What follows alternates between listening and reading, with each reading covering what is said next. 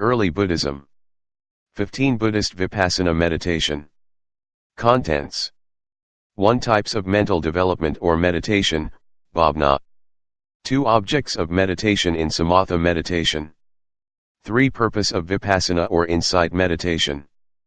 4 Role of mindfulness in Vipassana meditation.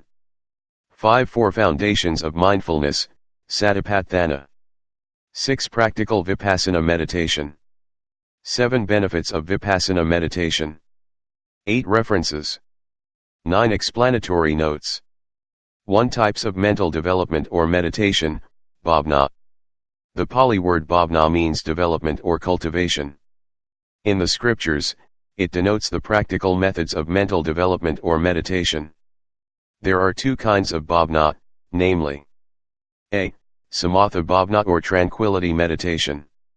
Samatha means tranquility, which is the concentrated, unshaken, undefiled and peaceful state of mind.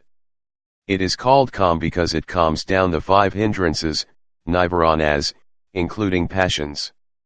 When the mind is deeply concentrated on the object of meditation, all the hindrances such as sensual desire, ill will, sloth and torpor, restlessness and remorse, and sceptical doubts are absent from the mind which is absorbed in the object. When the mind is purified from all these hindrances, the meditator feels calm, tranquil, happy and peaceful. The result of samatha meditation therefore is some degree of happiness through the attainment of deep concentration, samadhi, such as access, upakara, or fixed, apana, concentration called jhana. But it does not enable a meditator to rightly understand the bodily and mental phenomena as they really are. b. Vipassana bhavana or insight meditation. The Pali word vipassana is derived from 2 words, 6 which means in various ways and passana which means seeing. Thus vipassana means seeing in various ways, and when applied to meditation, it refers to seeing all objects or phenomena as impermanent, anicca, suffering, dukkha, and non-self, anatta. The principle of vipassana meditation is to observe any mental or physical process that arises predominantly within the present moment. Thus the concentration is not fixed on a single object but the momentary concentration, khanika samadhi, that arises when the mind is free from the hindrances. At this stage, the mind is able to note whatever objects that arise predominantly, thereby revealing their true nature, yathabhuta. 2 Objects of meditation in samatha meditation. As consciousness cannot arise without an object, we need suitable objects for mental development. The object of meditation is called kamattana, literally meaning working ground for the mind.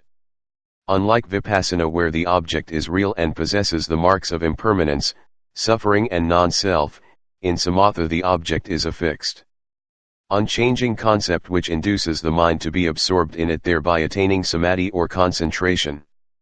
The Buddha prescribed 40 objects for tranquility meditation. They comprise the following 7 classes. 10 kasanas, namely, earth, water, fire, air, blue, yellow, red, white, space, and light. Kasana means whole or complete. It is so called because it should be observed wholly in meditation. 10 loathsome objects, namely, 10 kinds of human corpses.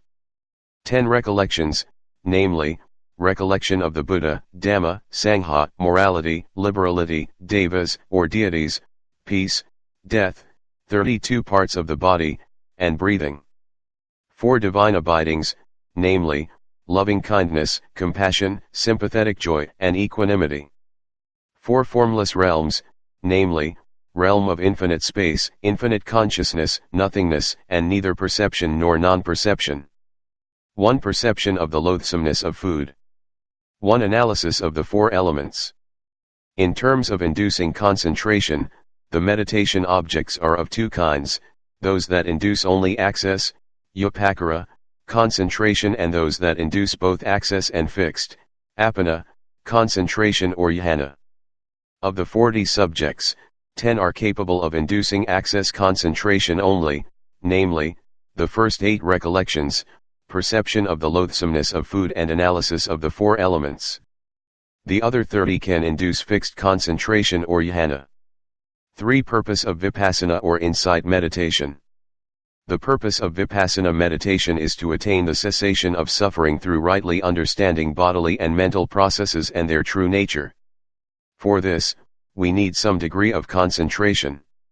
This concentration can be attained through constant and uninterrupted mindfulness of body-mind processes. So here, we come to understand the difference between Samatha and Vipassana meditation.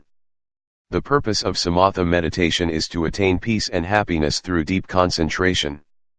So a Samatha meditator has to lay stress on concentration of mind. For this, he needs only a single, fixed object to concentrate on. On the other hand, a Vipassana meditator has to lay stress on the right understanding of body-mind processes and their true nature. So, whatever bodily or mental process that arises must be observed as it is. Thus we have a variety of objects of meditation. In fact, any physical and mental process can be the object of meditation. The purpose and results of Samatha and Vipassana meditation are different. So the methods are also different. 4. Role of mindfulness in Vipassana meditation. Vipassana meditation is also known as mindfulness meditation because this type of meditation was taught by the Buddha in the Satipatthana Sutta, or the Four Foundations of Mindfulness. The Pali word sati means mindfulness or awareness of what is happening in one's body and mind at the moment, while patthana means setting firmly or closely. So Satipatthana means firm, close, steadfast establishment of mindfulness on the present phenomenon which one is observing, not events that have passed away nor events that have not arisen. As sati or mindfulness plays the key role in Vipassana meditation, it is important to clearly understand what sati is, in terms of its characteristic, function, manifestation and proximate cause. The characteristic of sati is apilana, which is not floating away from the object. What is meant is that sati does not stay on the surface and float away but sinks and penetrates into the object. Thus in Vipassana meditation, one must note the object attentively and precisely to sink into it. Superficial noting may make the mind more distracted and float away. The function of sati is asamaha, which is non-confusion with regard to the object. This means that the noting mind should neither lose sight nor be forgetful of the object that is under observation. The noting mind keeps tracking the object without any miss. The manifestation of sati is visayabhamukha, or coming face to face with the object. This means sati sets the mind to be directly face to face with the object so that one can see the object clearly and be able to distinguish its distinctive features. Another manifestation of sati is arakha, or guarding. Sati protects the mind from defilements. No defilement can enter when there is samasati, right mindfulness. It is like closing the door to defilements, just as one closes the window from wind and rain. The proximate cause of sati is thirasana, or steadfast perception. The stronger the perception of the object with regard to its characteristics such as heat, cold, hardness, tension, etc., the stronger the sati will be. It means to know or to recognize the object as it is, in its true nature. 5. Four Foundations of Mindfulness, Satipatthana. In the Satipatthana Sutta of the Majjhima, the Buddha described the four foundations of mindfulness, which is right mindfulness, as follows. Here bhikkhus, a bhikkhu abides contemplating the body as a body, ardent, fully aware and mindful, having put away covetousness and grief for the world. He abides contemplating feelings as feelings, ardent, fully aware and mindful, having put away covetousness and grief for the world. He abides contemplating mind as mind, ardent, fully aware and mindful, having put away covetousness and grief for the world. He abides contemplating mind objects as mind objects, ardent, fully aware and mindful, having put away covetousness and grief for the world. According to the commentary, bhikkhu is a term for a person who practices the Dhamma to be liberated from the cycle of birth and death. The contemplation must be accompanied by three factors: ardent or strong effort, clear comprehension, and mindfulness. The contemplation must be free from covetousness and grief, which stands for sensual desire and ill will, the principal hindrances that must be overcome for the practice to succeed. Altogether there are 21 sections or subjects taught by the Buddha. Contemplation of the body is classified into 14 sections. 1. Mindfulness of breathing, Anapanasati. 2. The four postures, standing, walking, sitting, and lying down. 3. Clear comprehension of daily activities. 4. Repulsiveness of the 32 parts of the body. 5. The four material elements. 6. 14. 9 cemetery contemplations. 15. Contemplation of feelings is classified as one section. 16. Contemplation of consciousness is classified as one section. Contemplation of Dhammas, mind objects consists of 5 sections. 17. 5 hindrances. 18. 5 aggregates. 19. 6 internal and 6 external sense bases. 20. 7 factors of enlightenment. 21. 4 noble truths. 6 practical Vipassana meditation. A. Morality. Before a person begins to meditate, he must observe morality to refrain from unwholesome speech and action. In a meditation retreat, the observance of the 8 precepts enables one to have more time to devote to meditation and not busy oneself with unnecessary activities such as beautifying oneself or indulging in any kind of entertainment. The 8 precepts also contain abstentions from food after midday, sexual contact, and the use of luxurious beds and chairs, to curb our sensual desires. When the 8 precepts are fully observed, our moral conduct will be purified. Purification of moral conduct or sila visuddhi is the prerequisite of a meditator to make progress in meditation. When sila is purified, the mind becomes wholesome and steady and can easily focus on the object of meditation, leading to deep concentration, which in turn gives rise to insight wisdom in meditation. B. Sitting meditation. The Buddha suggested that either a forest place under a tree or any other quiet place is suitable for meditation. The meditator should sit comfortably with legs crossed in an upright position, not too stiff but relaxed. It is important to choose a position that is comfortable for a long time because to achieve peace of mind, the body must be at peace. For those with back problems, sitting on a chair is quite acceptable. The meditation is done with the eyes closed. For the meditation object, the most commonly taught in Malaysia is the rising and falling movement of the abdomen. This abdominal movement is Vayodhatu, wind element. When we breathe in, the abdomen rises, when we breathe out, the abdomen falls. In this way, we follow the rising and falling movements and direct our attention on them by making a mental note of rising, falling, falling. The rising, falling movement is called the primary object, meaning the starting object, and the meditator must not be attached to it. When other objects become more prominent, such as thinking or wandering mind, we must mentally note thinking or wandering until the thinking or wandering stops. After the mental processes have ceased, the noting mind naturally returns to the primary object, the abdominal movements. The same technique of noting should also be applied to all other bodily or mental phenomena when they become more predominant than the rising, falling, such as stiffness, itchiness, pain, anger, joy, sleepiness, etc. C. Mental noting, labeling. Mental noting or labeling is very useful in meditation. This means to say mentally the word of that which one is experiencing in the body and mind at the present moment. The words one uses are not as important as the mindfulness itself. If one is able to observe or be aware of any phenomena without analyzing, thinking, or judging, then one may drop the noting and just observe. We note objects as long as they are predominant, i.e. until they are displaced, change or disappear. For example, a pain may be noted for half an hour or so. A desirous thought might be noted 20 or 30 times by mentally noting desire, before it fades away. D. Walking meditation. In a retreat, it is standard practice to alternate periods of sitting meditation with periods of walking meditation of about the same duration, usually an hour, one after another. Walking meditation is practiced with the eyes open, looking not at one's feet, but at the floor 2 meters in front. Keeping the head down to avoid the tendency to look around and become distracted.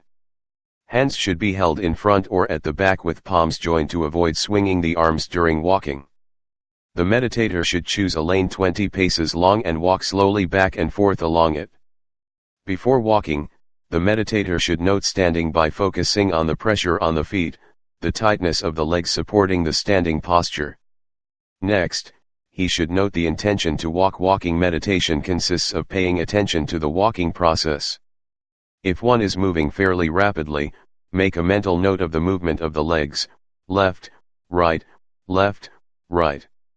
If one is moving more slowly, note the lifting, pushing, and dropping of each foot.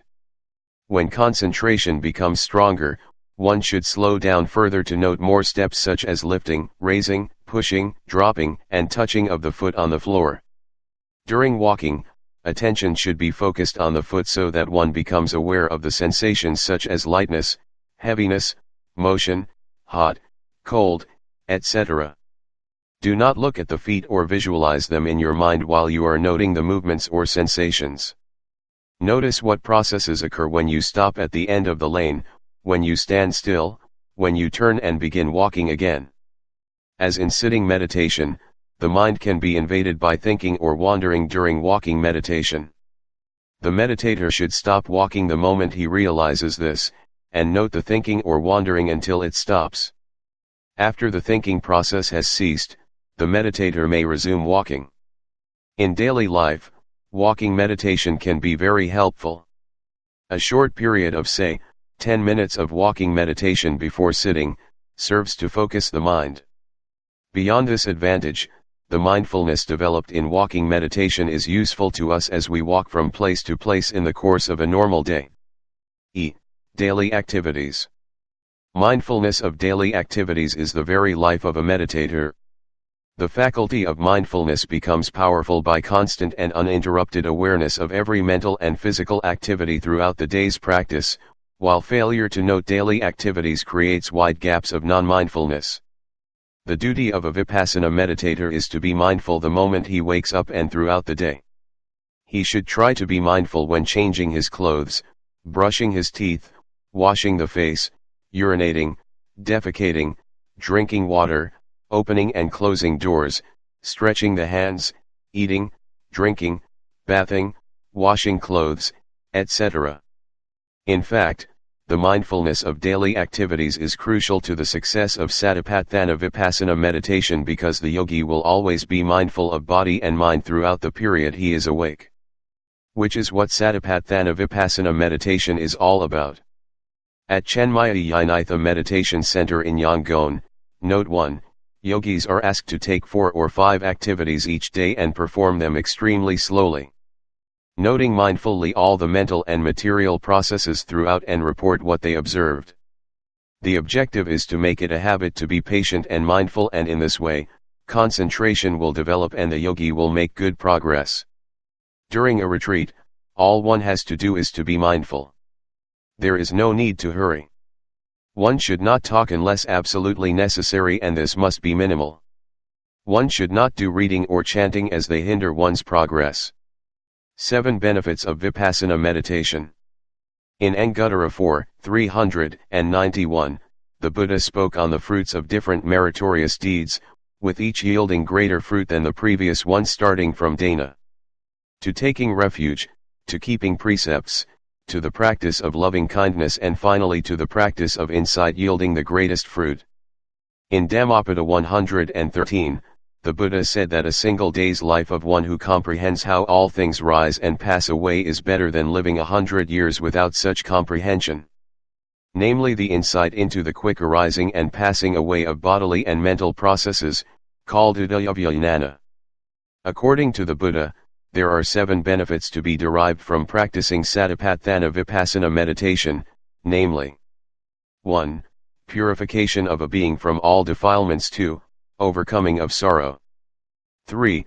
Overcoming of lamentation. 4. Overcoming of physical suffering or bodily pain. v. Overcoming of mental suffering or mental pain. 6.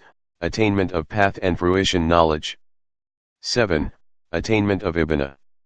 In the Discourse on the Foundations of Mindfulness, Satipatthana Sutta, in Majjhima Nikaya number 10, the Buddha assured that if anyone were to develop these four foundations of mindfulness in such a way for 7 years, one or two fruits could be expected for him, either final knowledge or, if there is a trace of clinging left, non-return. Let alone 7 years, if anyone should develop these four foundations of mindfulness in such a way for 6 years, for 5 years, for 4 years, for 3 years, for 2 years, for 1 year. One or two fruits could be expected for him, either final knowledge or, if there is a trace of clinging left, non-return. Let alone 1 year, if anyone were to develop these four foundations of mindfulness in such a way for 7 months, 6 months, 5 months, 4 months, 3 months, 2 months, 1 month, half a month. One or two fruits could be expected for him, final knowledge or, if there is a trace of clinging left, or non-return. Note, final knowledge is arahantship, non-return is the stage of the Anagamin. 8 references. 1. Vipassana Meditation Guidelines by Chanmyay Sayadaw Ashin Janakabhivamsa. Chanmyay Yeiktha Meditation Center, Yangon. 2. Guidelines for Vipassana Meditation Instructions by Sayadaw Janakabhivamsa complied by Venerable Sujiva. 3. A Successful Retreat or How to Make Progress Whilst Retreating by Venerable Dhammarakkhita of Dhammodaya Myanmar Vihara, South Africa. 4. In This Very Life. The Liberation Teachings of the Buddha by the Venerable Sayadaw Pandita. 5. Buddhist Meditation in Theory and Practice by Venerable Paravayara Vihara Mahathera. 9 Explanatory Notes.